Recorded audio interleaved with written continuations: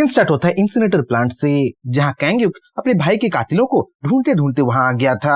इस वक्त कैंगयुक का टारगेट वांग कुहो था, क्योंकि मेमोरीज से कैंगयुक को पता चल गया था कि वांग कुहो ही कैंगमिन को मारा है, उसके भाई को मारा है, और उसे सबक सिखाना बेहद जरूरी है। इंसिनेटर प्लांट में कैंगयुक किंग से मिलता है, जो उसे डराने धमकाने की कोशिश करने लगता है, और देखते ही देखते लड़ाई शुरू हो जाता है। कैंगयुक तो एक नेक्रोमैंसर था, उसके पास तो अनडेड की पूरी आर्मी था, और उसे हराना कोई बच्चों का खेल नहीं था। यूं तो किम के पास उसके एक्सपीरियंस हंटर्स थे, जो कि अनडेड आर्मी पे हमला कर रहे थे, पर अनडेड आर्मी का तो एक फायदा था, वो तो पहले से ही मर चुके थे, इसलिए उनके पास फटीग और थकावट बिल्कुल नहीं था। देखते ही देखते किम के सबॉर्डिनेट्स मारे जाने लगते हैं, किसी का सर तो किसी का हाथ हवा में उड़ने लगते हैं। ये सब देख किम सिचुएशन को अपने हाथ में लेने की प्लान करने लगता है, और अपने गन से मैजिक बुलेट अनडेड आर्मी पे शूट करने लगता है। वो तो जिम्नास्टिक की करतब भी करने लगता है, कूद के लेट के शूट जो कर रहा होता है।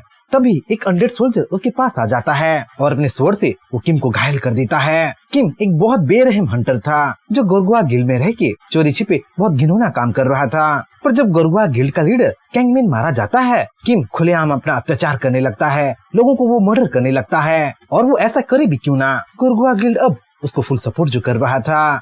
ये सब क्या हो रहा है? मेरा लाइफ तो कितने अच्छे से चल रहा था, पर अचानक ये कैंगयुक कहाँ से आ गया? कैंगमिन का ओल्डर ब्रदर कहाँ से आ गया? ऊपर से ये तो एक नेक्रोमैंसर है, इसके बारे में तो मैं कभी नहीं सुना है, बोल के किम अपने कुछ साथियों को छोड़ के अपनी जान बचाने के लिए कैंगयुक से दूर भागने लगता है। एक अलग ही कमरे में जा छिपता है। वहाँ उसके कुछ और साथी थे, जो उसको हील करने के लिए उसे कुछ पोशंस दे दिए थे। याद रखो सब लोग, वो लड़का कैंगमिन का ब्रदर है, वो यहाँ से जिंदा बच के नहीं जाना चाहिए, उसे किसी भी हाल में यहाँ मार दो, बोल के किम अपना ऑर्डर देने लगता है। पर किम उस कैंगयुक के साथ तो वांग कुहो का सबॉर्डिनेट ओटायो भी है, हम उसका क्या करें, बोल के जब किम का सबॉर्डिनेट उसे क्वेश्चन करने लगता है, तो किम तो साफ साफ बता देता है कि उनको सबको मार देना है। पर क्या वो उनको मार पाएंगे, या उनके हाथों वो खुद मारे जाएंगे? दूसरी ओर कैंगयुक और ओटायो आगे बढ़ रहे थे, किम का वो पीछा कर रहे थे। कैंगयुक तो ओटायो को हौसला दे रहा था, वो उसे समझा रहा था कि वो बिल्कुल ना डरे, कम से कम तब तक जब तक कि वो खुद उसके साथ है। तुम समझ नहीं रहे हो कैंगयुक, उनके पास मैजिक बुलेट है, जो कि अनडेड सोल्जर्स को भी खत्म कर सकता है, और अगर बदकिस्मती से वो होली वेपन यूज करने लगे तो वो अनडेड आर्मी के लिए घातक होगा, बोल के ओटायो आने वाले खतरे के बारे में कैंगयुक को बता ही रहा था कि कई सारे सोल्जर्स आ जाते हैं और वो अनडेड आर्मी पे ओपन फायर करने लगते हैं। किम सोच रहा था कि ये सोल्जर्स कैंगयुक को मारने के लिए काफी होंगे, पर वहाँ पहुँच के उसे कुछ अलग ही नजारा दिखता है। जैसे देख, उसका मुंह खुला का खुला रह जाता है। उसके सोल्जर्स फायरिंग में कोई कमी नहीं कर रहे थे, लगातार एमोस की बारिश कर रहे थे। पर अजीब बात तो ये था कि कैंगयुक की अनडेड आर्मी हर एक बुलेट को डॉज कर रहा था, मानो हर एक सोल्जर एडवांस ट्रेनिंग किया था, हर एक बुलेट के पाथ को देख पा रहा था। ये क्या है? ये तो एक नेक्रोमैंसर है, तुमने इसके बारे में तो हमें कुछ नहीं बताया था, बोल के किम के सोल्जर्स उसे कंप्लेन करने लगते हैं। पर किम उनकी कहाँ एक सुनने वाला था, वो तो हर एक वेपन यूज करो, अनडेड आर्मी को खत्म कर दो, बोल के वहाँ से भागने लगता है। दूसरी ओर कैंगयुक का अनडेड आर्मी आगे बढ़ता चला जा रहा था और अपने रास्ते में आने वाले हर एक इंसान को मारे चला जा रहा था। किम के सोल्जर्स उन पे नेड करते हैं, गोलियों की बारिश करते हैं, पर कोई फायदा नहीं हो रहा था। अनडेड सोल्जर्स टूट के बिखर जरूर रहा था, पर कैंगयुक के गाइडेंस में वो फिर से अपने बॉडी पार्ट को हील कर रहा था, डार्क एनर्जी से अपने आप को जोड़ रहा था। क्योंकि चारों तरफ एक्सप्लोजन हो रही थी, तो किम इस नॉइज का फायदा उठा के अपने एक साथी के साथ तीसरे फ्लोर में जाके छिप जाता है। पर कैंगयुक का अनडेड आर्मी उनका पीछा नहीं छोड़ता है। ये सब क्या हो रहा है? ये अनडेड सोल्जर्स कोई नॉर्मल अनडेड सोल्जर्स नहीं है, इनको तो देख के लग रहा है कि ये लोग कई बैटल लड़े हैं, एक्सपीरियंस से ही बने हैं, बोल के किम का सबॉर्डिनेट उसे सवाल करने लगता है। पर इस वक्त के लिए किम के पास इस सवाल का जवाब ही नहीं था, क्योंकि वो खुद अपनी जान बचाने के लिए जो भाग रहा था। तभी अचानक जिस कमरे में वो छिपे थे, उस कमरे का दीवार टूटने लगता है, और ये देख कैंगयुक शॉक में रह जाता है। उस कमरे का दीवार ऐसे ही नहीं टूटा था, उस कमरे की दीवार को अनडेड आर्मी कुतर के तोड़ा था। किम को बचाने के लिए उसका सबॉर्डिनेट आगे बढ़ता है अनडेड आर्मी से लड़ने के लिए, पर एक ही झटके में उसका सर काट दिया जाता है, और ये देख किम फिर से वहाँ से भाग निकलता है, तीसरी मंजिला से कूदने लगता है। इस टाइम पे किम कैंगयुक के पूरे सामने आ गया था, और ये उसको एक गोल्डन अपॉर्चुनिटी लगने लगा था। कैंगयुक एक नेक्रोमैंसर था, एक मेज था, और मेज तो फिजिकल अटैक के सामने वल्नरेबल होते हैं। कम से कम किम तो यही सोच के रखा था। इसी वहम में वो कैंगयुक के सामने आ जाता है और अपने एक सबॉर्डिनेट से एक गन लेके वो कैंग्यूक पे हमला करने लगता है। एक के बाद एक एक्सप्लोजन करने लगता है। यूं तो अनडेड आर्मी कैंग्यूक को बचा रहे थे, उसके सामने आके उसका शील्ड बन रहे थे, पर फिर भी उसके कुछ अटैक स्केलेटन सोल्जर्स के आर पार जाके कैंग्यूक को लग रहे थे। और यही देख किम खुश हो रहा था कि उसका अटैक सक्सेसफुली लैंड हो रहा है। कैंग्यूक को थोड़ा बहुत डैमेज तो जरूर दे रहा है, पर जैसे ही एक्सप्लोजन का धुआं क्लियर होता है, किम को और एक सरप्राइज मिल जाता है। कैंग्यूक बिल्कुल ठीक था, उसको तो खरोच भी नहीं आया था। ऊपर से उसका अनडेड आर्मी भी अपने आप को रिकंस्ट्रक्ट कर लिया था, लड़ने के लिए पूरी तरीके से तैयार हो गया था। तभी कुछ अनोखा होता है, जिसे देख किम ही नहीं बल्कि ओटायू भी शॉक में आ गया होता है।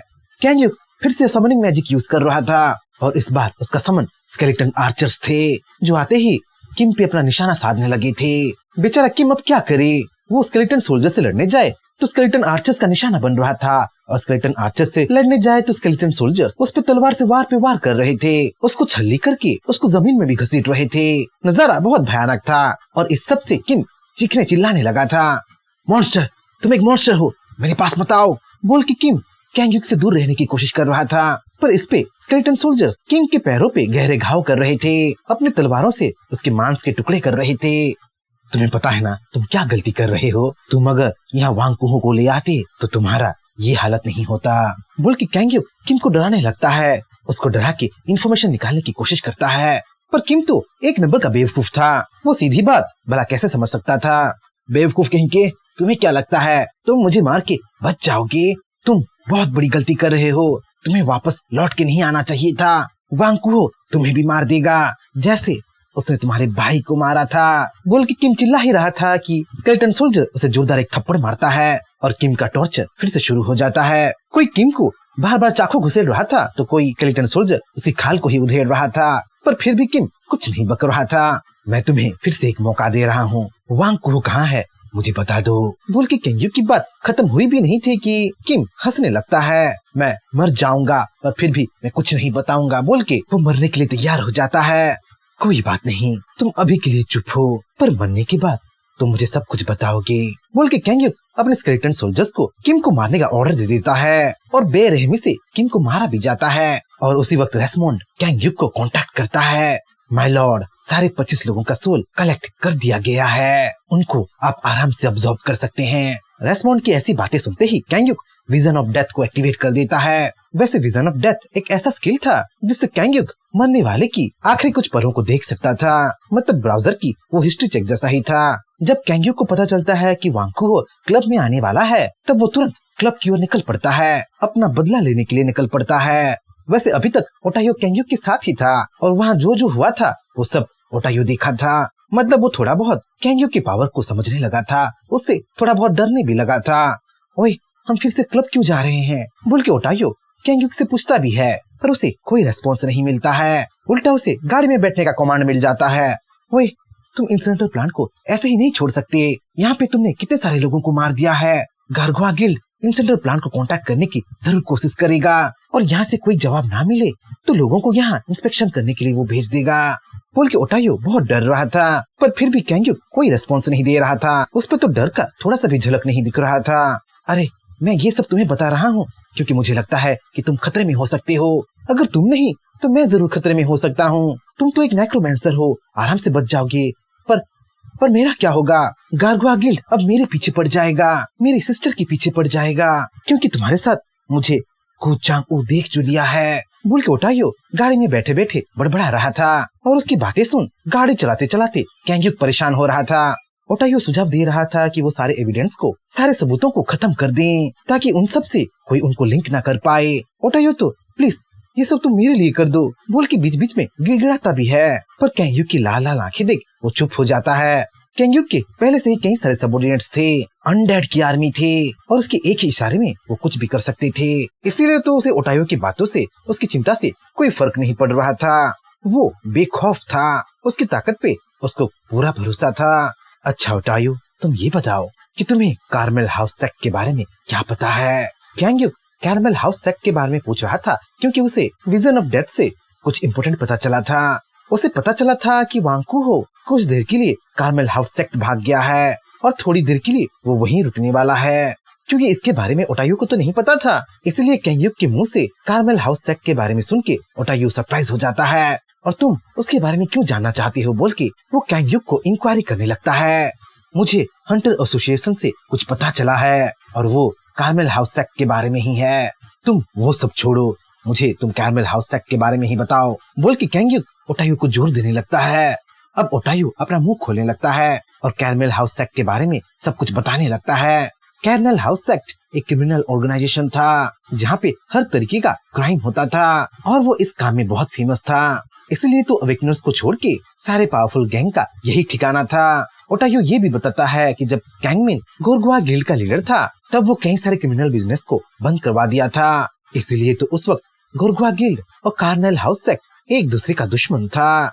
क्या मेरे भाई ने क्या कार्मेल हाउस सेक्ट को पूरी तरीके से बर्बाद कर दिया बोल के जैसे ही कैंग्यू अपना सवाल पूछता है तब ओटायू आगे एक्सप्लेन करने लगता है। वो बताता है कि कैंगमिन ने ज्यादातर लोगों को माफ कर दिया था और उनको अपने गिल्ड में ज्वाइन करवा दिया था। ओटायू के हिसाब से कैंगमिन बहुत दिलेर था, इसलिए तो वो मेटा ह्यूमंस को ज्यादा तकलीफ नहीं देना चाहता था।